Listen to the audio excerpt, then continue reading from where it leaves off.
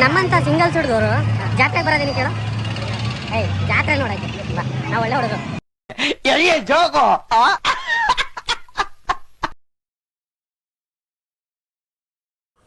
Hi, ನಿಮಗೆಲ್ಲ ಜಾತ್ರೆ ತೋರಿಸೋದ ಅಂತ ಹೊರಟೆ ಬಿಟ್ಟೆ ನಾನು ಸುತ್ತೂರು ಜಾತ್ರೆಗೆ ಹೋಗ್ಬೇಕಾದ್ರೆ ನನಗೆ ಸೆಲೆಬ್ರಿಟಿ ಕಾರ್ ಸಿಕ್ತು.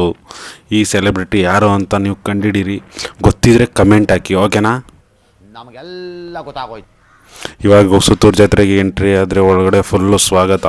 ಈ ಸ್ವಾಗತ ಒಳಗಡೆ ಎಂಟ್ರಿ ಹಾಕೊಂಡು ಹೋದರೆ ತುಂಬ ಜನ ಇದ್ದರು. ಈ ಜನನ ನೋಡಿ ನನಗೆ ಅನಿಸಿದ್ದು ಮನಸ್ಸಲ್ಲಿ ಒಂದೇ ಮಾತು, ಏನಂತಂದರೆ ಈ ಒಂದು ಅದ್ಭುತವಾದ ಕ್ಷಣಕ್ಕೆ ಭಾರತವೇ ಸಾಕ್ಷಿಯಾಗಿದೆ. ನಮ್ಮ ಅಣ್ಣಂಗೆ ಒಂದು ಸೆಲ್ಫಿ ತಗೊಳ್ಳೋದ ಅಂತ ತಗೊಂಡ್ರೆ ನಮ್ಮ ಅಣ್ಣ ಫುಲ್ಲು ಸ್ಮೈಲಿ ಫೇಸು. ಓಕೆ ಅಂತ ಒಳಗಡೆ ಹೋದರೆ ಇಲ್ಲಿ ಇದು ಮೇಲ್ಗಡೆ ಬಿದ್ದರೆ ಏನು ಅಂತ ಯೋಚನೆ ಮಾಡೋದ್ರೊಳಗಡೆ ಇನ್ನೊಂದು ಶಾಕಿಂಗು. ಇಲ್ಲಿ ಒಬ್ಬ ಅಣ್ಣನ ಟ್ಯಾಲೆಂಟ್ ನೋಡ್ಬಿಟ್ಟು ನನಗನ್ಸಿದ ಮನ್ಸಲ್ಲಿ ಒಂದೇ ಮಾತು, ಅದೇನಂತಂದರೆ ಇಂಥ ಜನ ಎಲ್ಲಿ ಸಿಗ್ತಾರೆ ನಿಮ್ಗೆ? ಹೊಡಿರಿ ಚಪ್ಪಾಳೆ, ಹೊಡಿರಿ. ಇದು ನಮ್ಮ ದೇಶ ಅಂದ್ರೆ. ನಮ್ಮಂತ ಸಿಂಗಲ್ಸ್ ಹುಡುಗರು ಜಾತ್ರೆಗೆ ಬರೋದೇನು ಕೇಳೋ? ಜಾತ್ರೆ ನೋಡಕ್ಕೆ ನಾವು ಒಳ್ಳೆ ಹುಡುಗರು.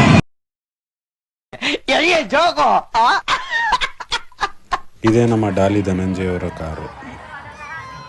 ಇಲ್ಲ ಮುಂದೆ ಗನ್ನದ ಎತ್ಕ ಸುಟ್ಬಿಡ್ತಾರೆ ಸರ್.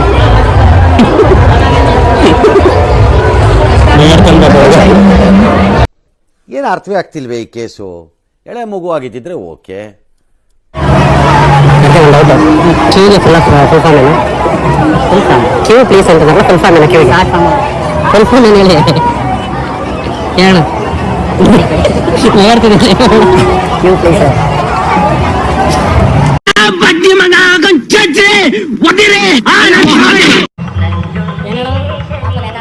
ಪಾಪು ಗರ್ಭಕೋಸ್ತಲಿದ್ರು ಮೊಬೈಲ್ ಬಿಡಲ್ಲ ಅಂತ ಅದು. ಇಷ್ಟು ಹೇಳ್ತಾ ನಾನು ಹೇಳ್ತೀನಿ, ಬಾಯ್ ಬಾಯ್, ಟಾಟಾ, ಗುಡ್ ಬಾಯ್, ಗಯಾ.